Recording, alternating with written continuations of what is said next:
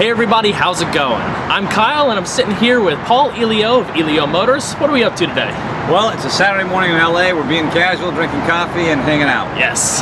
Paul and the rest of the Elio family have been very generous to allow us an up-close and personal, in-depth look and test drive of their Elio concept. As always, guys, this is going to be a detailed, in-depth review of the Elio. We'll start it up, show the engine, get an exhaust clip, go over the performance data, take it on a quick test drive, and interview Paul a little bit and show you many of the unique aspects about the interior as well as exterior.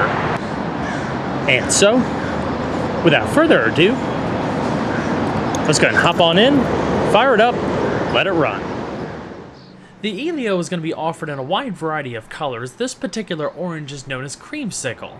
Now keep in mind as we go through the video, this is a pre-production prototype.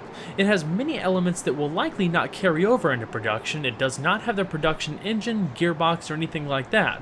Same thing goes for interior quality, fit and finish, and the materials used, which are also not quite up to production spec. It even has plexiglass windows.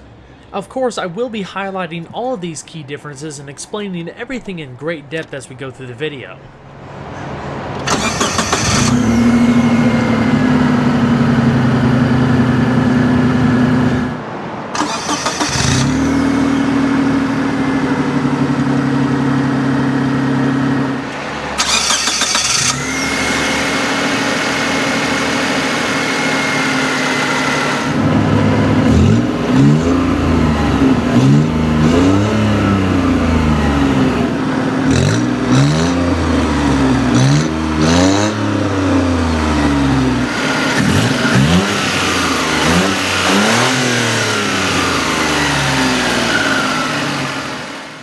The Elio actually features mechanical rack and pinion steering without any sort of power assistance, which is kind of cool in a way because the vehicle only weighs a little over 1,200 pounds, so it's still very easy to steer and turn and gives you a little bit more of a connected feel. The 3-spoke leather-wrapped wheel in this prototype is actually the same wheel used in the earlier 5th generation Camaros. We'll talk more about the powertrain a little later in the video, but sending power to the front wheels in this particular car is a 3-speed automatic. The production version will either have your choice of a 5-speed automatic or a 5-speed manual transmission. Being that there's only one door, it freed up a little bit of room to put the gearbox lever on the right-hand side, so it allows you a lot of room over there and allows for a parking brake right behind it. So let's go ahead and check out the exterior. The Elio is quite an interesting concept in personal motoring, designed for high fuel efficiency, up to 84 miles to a gallon on the highway, low cost with a targeted price of $6,800, and ease of maneuverability thanks to its compact dimensions. I've seen the Elio project appear in the media for the past couple of years or so, and as expected I was quite eager to get behind the wheel and see what it was really like in person and out on the road. After all, this vehicle is designed to tap into a new segment, not compete with existing subcompacts and the like. Technically it's not even a car, but classified as a motorcycle. It blends elements of each, so it's not really one or the other. For those who remember, I recently went to the UK and, amongst other projects, reviewed the Morgan 3-wheeler, another very unique form of transportation that, like the Elio, also has 2 wheels in front and 1 in the rear. Obviously, 3-wheeled motoring is nothing new, but Elio is attacking it from a different avenue, focusing on bringing affordable and safe transportation to a much broader audience. There's no real comparison between a Morgan and an Elio, but it's an interesting comparison nonetheless, as the two practically live on opposite ends of the spectrum, tackling different markets and far different price points. Unlike Morgan, the Elio utilizes an automotive engine, but it's not really built for performance. Aside from obvious differences like the closed roof and tandem seating, one of the Elio's most important design elements include a lightweight and high-strength steel frame.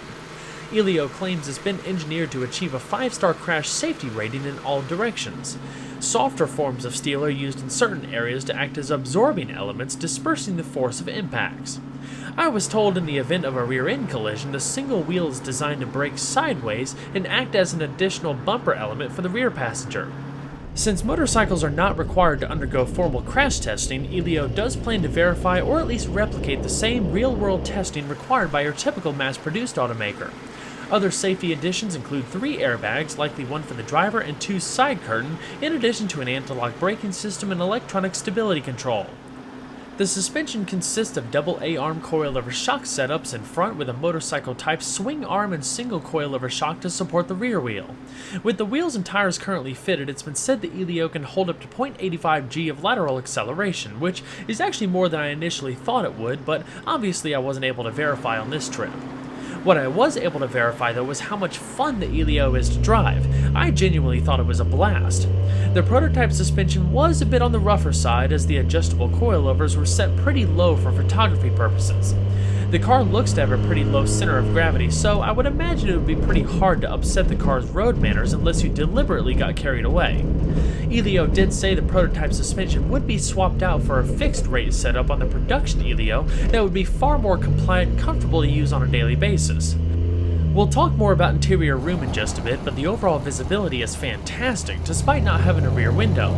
The front wheels are easily seen, so no worries about blind spots since they do stick out further than the body. Being that you essentially sit in the middle of the car, a rear view mirror would just get in the way of your line of sight. They have discussed affixing a 360-degree camera system for even greater visibility, which would be a part of the proposed Infinite Skies internet app-based system, but more on that later. A backup camera just by itself would probably be a pretty cool option. The chassis is cloaked by sheet-molded composite panels, a lightweight and durable material. It's also used on the new Corvette, amongst other automotive applications. The panels are then painted and cleared with a nice variety of color options. A number of changes between the previous P3 and P4 prototype, which we have here, largely boils down to improved aerodynamics. Making the headlamps flush with the body, closing off the front wheels, and tidying up a few other areas here and there led to a significant reduction in wind resistance. The Elio is designed to carry up to 2 people, or 1 with added storage space. Out back, the small hatch opens up into a little over 2 cubic feet of cargo space.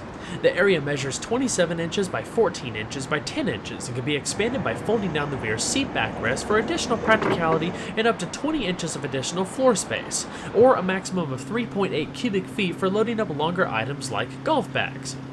I was told a musician even wanted to see if their cello would fit, which, as a member of the violin family, is a highly contoured and pretty decent-sized instrument. After seeing a picture on Elio's Instagram page, I was pretty surprised to see that it fit just fine. Overall length is 160.5 inches with a height of 54.2 inches and a wheelbase of 110 inches. Ground clearance is 5.75 inches and front wheel track is 66.8 inches.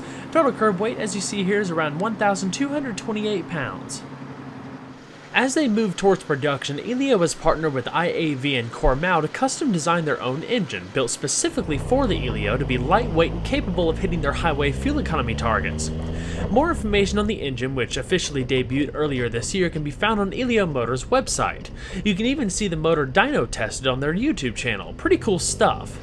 The P4 prototype we have here is powered by a placeholder engine for testing purposes only. Some of you may remember this 1-liter power plant from an early 90s Geo Metro or Suzuki Swift. Similar size, but that's about it. Elio's production mill is an entirely new liquid-cooled all-aluminum 0.9-liter 3-cylinder with a chain-driven single overhead cam, 2 valves per cylinder, 2-step cam phasing that electronically adapts between power and fuel economy, and of course electronic fuel injection. The production engine is rated at 55 horsepower and 55 pound-feet of torque. It's expected to hit 60 miles an hour in approximately 9.6 seconds and have a top speed of over 100 miles an hour. The power figures are relatively similar to an old Geo, which developed 52 horsepower and 58 pound-feet of torque, but was almost 2.5 seconds slower to 60 and was 400 pounds heavier. You'll also notice that the Geo had throttle body injection, with the Elio benefiting from a fully modern power plant. I can't really comment on performance as we're basically driving a Geo powertrain at the moment. I mean, obviously it's slow. Geos were never fast to begin with like 13 seconds 0 to 60 times, but if anything, it sounds pretty cool, as does the production motor if you check out that YouTube video. I imagine the production version is going to be a lot more peppy and dynamic to drive. I do hope once the P5 is completed that we get the chance to test one in production form to really evaluate the new performance. The production engine will be paired with an 8-gallon fuel tank and run on regular unleaded gas, with a targeted fuel economy of 49 miles to a gallon in the city and 84 on the highway. That's a pretty big gap in numbers, but I imagine the engine plays more of a role at low speeds, while aerodynamics really helps boost efficiency on the highway. With a theoretical range of up to 672 miles, it sounds quite impressive. Drivers should be able to reduce their fuel consumption by about 2/3 compared to the average new vehicle. All the details regarding service networks, retail locations, and their production facility can all be found on the Elio Motors website. They'll also include a 3-year, 36,000-mile warranty from the factory. Inside, there's not much going on in the Elio prototype. There's enough room for 2 people, just your basic switches and knobs, and not much else. It's a very simple, very clean environment. The doors open up nice and wide, and I love the color accented interior panels, a very cool contrast feature. The door panels, again, very simple. You have your 2 power window switches, a little bit of storage down below. I would like a little bit of extra padding across the door panels and essential touch points, however, but keeping in mind the price point, just a little bit across the armrest would probably do wonders for interior refinement and long-term comfort. Speaking of comfort, the manually adjusting front seat I think is pretty decent for a normal commute. I would also imagine it would have height adjustment for the production version to make it a little bit more accommodating for different body types. Climbing into the back seat isn't too difficult. I'm 5'10" and I can just barely fit back there, but if you're around 6 feet and over, it's going to get a little bit cramped. Obviously, you would have a seatbelt back there. There is illumination, armrest, and a cup holder for the rear passenger. Continuing to the interior, the floor pan is pretty flat as well, so you don't have a drivetrain hump or anything like that can kind of get in the way of the overall interior space. There's a slight offset to the steering wheel and instrument cluster to make room for the interior lighting dimmer as well as the air conditioning controls, and you have 2 adjustable air vents in the middle, a light gray headliner with a single visor. I also imagine the steering wheel would be manually adjusting, again to accommodate wider variety of body types. On the right hand side, again, you have 2 cup holders, the emergency brake, and a little bit of storage in the front with a 12-volt power outlet and USB port. So let's go ahead and see if she sounds. Keep in mind, this is the prototype, so the Geo Metro motor underneath the hood is not going to be in the production version.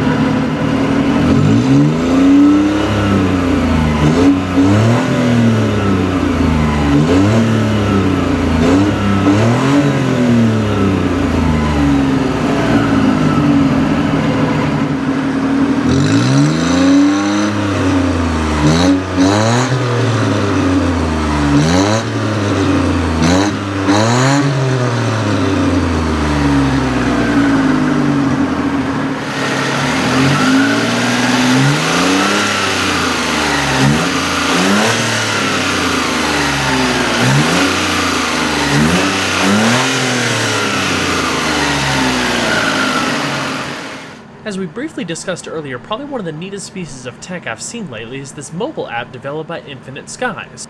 It essentially creates an internet-connected vehicle through this iPad mini that's mounted up in the dash. There's a dashboard with all of your basic vehicle statistics, there's a navigation app, in the top you have a digital clock, outside temperature, not to mention all of your media inputs, a drive log, so if you're keeping track of mileage with a business, not to mention remote controlling many of the aspects of the vehicle, from locks to starting the engine. You could change the color scheme of the system. You can access your hands-free Bluetooth telephone and store contacts, not to mention access the vehicle's camera system with adaptive guidance lines. Front and rear camera systems are showed, but I believe a 360-degree system will also be available. But the cool thing is that it's entirely mobile, so all of these features you can access from your smartphone. Alright guys, again we are sitting here with Paul Elio, CEO of Elio Motors. Thanks so much for joining us this morning. Thanks for having me. Just want to ask you a few questions. I mean, you've been around the automotive and engineering fields pretty much your whole life. I mean, what was the initial inspiration for starting Elio Motors? I know you always had the dream of creating your own car company, but I mean, what was the initial spark to say, okay, I'm going to create Elio Motors and just take this to the next level? Well, it was 2008. At the time, I owned an engineering firm that had 46 degreed engineers all doing new product development in automotive. And if you remember, oil was going through the roof, and I'd watch the news every night and see all this wealth just pouring out of our country. Yeah. And one day I decided, instead of getting mad about it, I'd go do something about it. I went to work and I kicked off the project that turned into Elio Motors. That's awesome. So don't make me mad. No.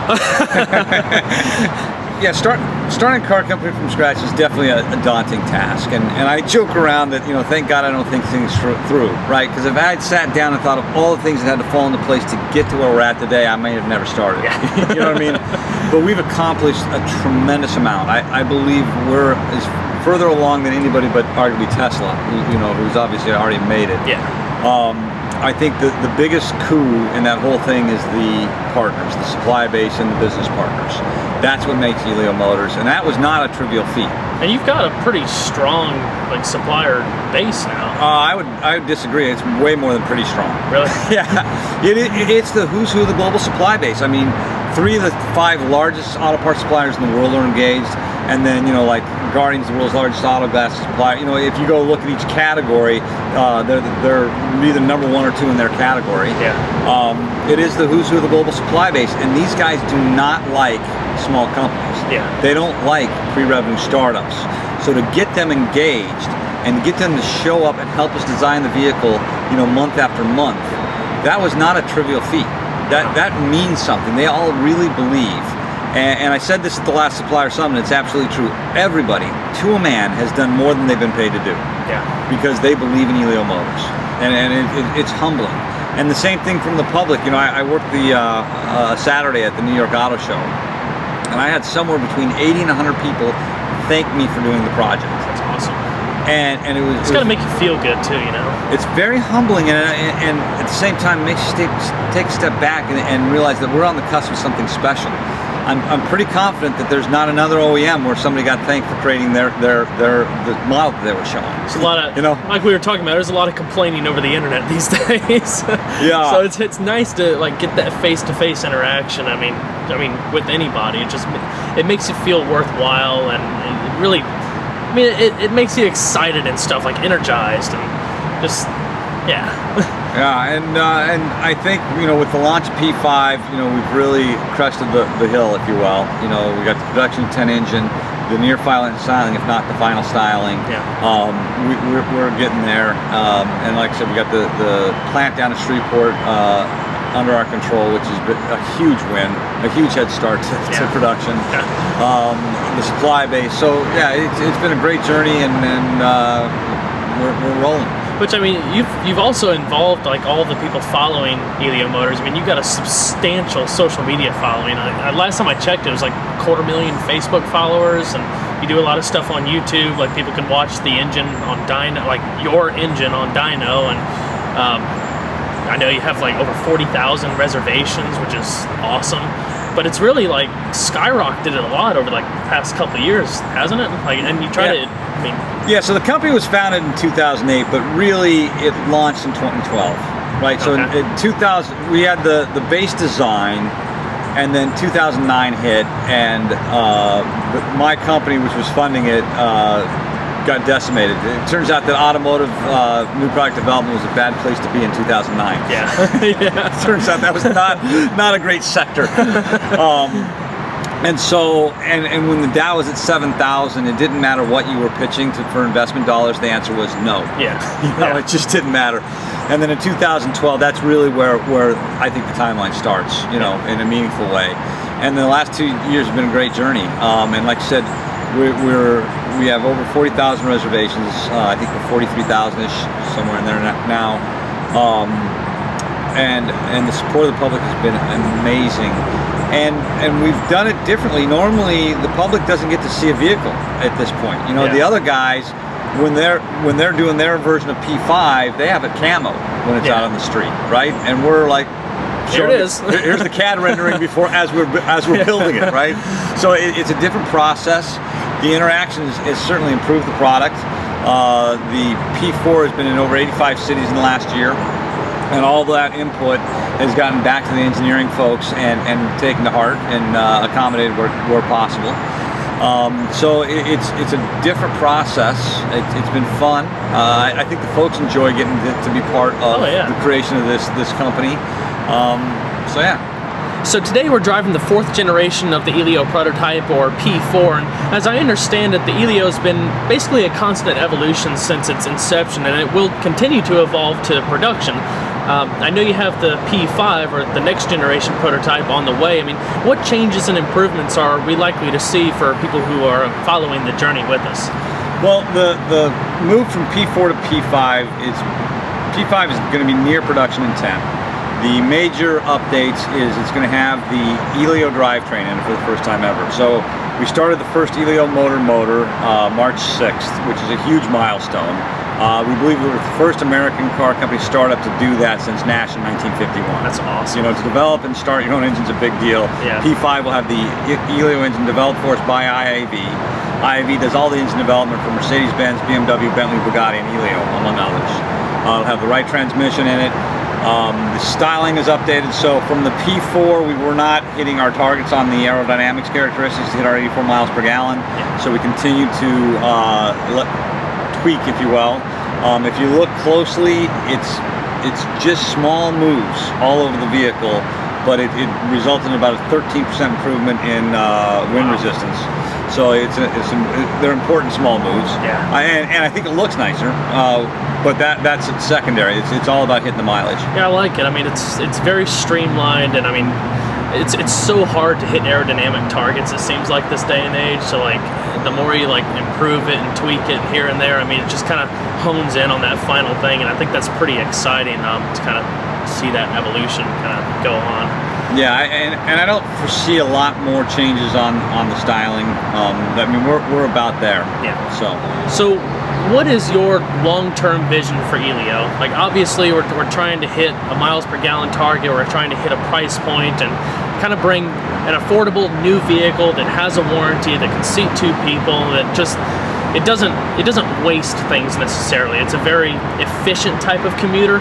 But what do you see its market impact? Where do you see as far as the people who are going to buy it, and just how it's going to affect the automotive industry long term? So, you know, I think that we don't affect the current industry much, which is weird because we're going to sell a lot of these, right? Yeah. I think the best analogy is the Sony Walkman, right? The Sony Walkman was a transistor radio, but it was personal music. Yeah. And so people didn't stop buying home stereos, they didn't stop buying car stereos, they just bought a Walkman, right? Yeah. And the Elio is personal transportation. It's very analogous. And you ask about the market, and we tritely say it's E for everyone, but it doesn't work the same in everybody's lives, right? So for a lot of folks, this is an and vehicle, right? The problem with small cars in America, they've always been an or choice. Because of their price point and their mileage, you had to choose between the functionality of a large vehicle and the efficiency of a small vehicle. And Americans buy large vehicles for a reason, right? We're not just nuts. Right?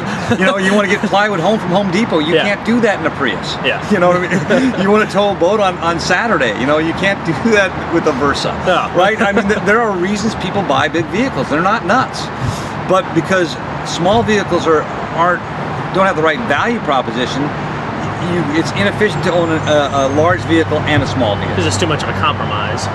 Well, no, you can't do both because they're 20, 30 grand each, right? And so you can't afford both, and you don't save enough gas. Although you save gas, it costs you money because you don't save enough gas.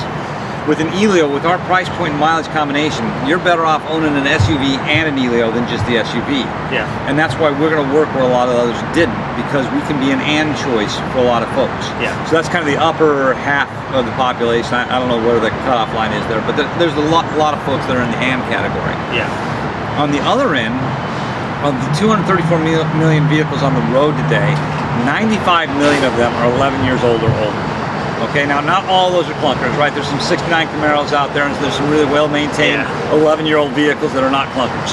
But the large majority of those 95 million are clunkers, okay? And folks driving them have to say Hail Mary every day before they turn the key. I mean, that's what I drove in college. I've been there. And it's unnerving, you know? Like, I hope I can get to work tomorrow, right? And Elio will obsolete those and put those in the junkyard in favor of reliable transportation. Right? And the New York Times just did an article on a Harvard economist who did a study that the single most predictive indicator on whether you're going to get out of poverty or not is mobility. It's more predictive than crime rate in your community, test scores in your grade schools, or the number of 2-family homes.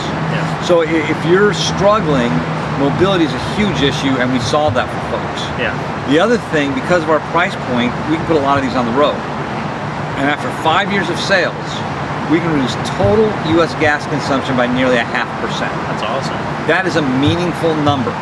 You know, whether your big concern is our trade deficit due to foreign oil or our carbon footprint and greenhouse gas emissions, the answer is the same. use less oil. Yeah. Right? Like, it doesn't matter why you care, but keep it simple. everybody cares about use less oil. Yeah. And Elio does that better than anything. So, and it's made with 90% North American content in Shreveport, Louisiana. So we create a ton of American jobs. That's great. You know, so the project really matters in a lot of different ways. It works for just about everybody. You know, people say, well, it's a urban car, and it's like, well, yeah, but it's also a rural car. You know, our VP of governmental affairs lives in a town of 2,000. You know, I've lived in big cities my whole life. Yeah. And when you think about it, if you live in a rural community, you forget milk, you're driving 20 minutes round trip in your farm truck to get milk. Yeah. You need an Elio. So, you know, it works rural, it works city, it works everywhere, it just works different. I could see it being really popular on college campuses too, because that's, at least for me and where I went to school, that was a big issue with space and parking and all of that. And I mean, if it got big enough, like on specific campuses, you could basically like cut a lot of those spaces in half and just fill a bunch of Elios in there. And especially too, like, I mean, if you're just putting around campus and stuff, why do you need an SUV or a big sedan or something like that? I mean, it just goes back to the whole personal transportation thing, and there's not a whole lot of, I don't think there's anything that I can think of that kind of fits that niche. For me, it's pretty exciting. I'm really looking forward to seeing like Elio's journey and coming to production. And I really do. I think this is a new segment. The Walkman is the perfect analogy, and it's evolved into the MP3 player, right? But the MP3 player's got its origins in the Walkman. And it's the same thing. So we don't compete against the big guys. I don't think their sales change hardly any. And quite honestly, I think we're symbiotic. If oil goes up again, and it probably will, you know, I don't know whether it's a year from now or 10 years from now, but at some point it probably will. We support their most profitable products, right? Because we buy big vehicles for a reason, and you can afford to own that big vehicle if you have an Elio too in times of high gas prices. Exactly. All right, guys, be sure to check out ElioMotors.com to see everything they have going on and follow their journey. Paul, thanks again for joining us today. Thank you. Really appreciate the opportunity, and hope you guys enjoy. Appreciate it.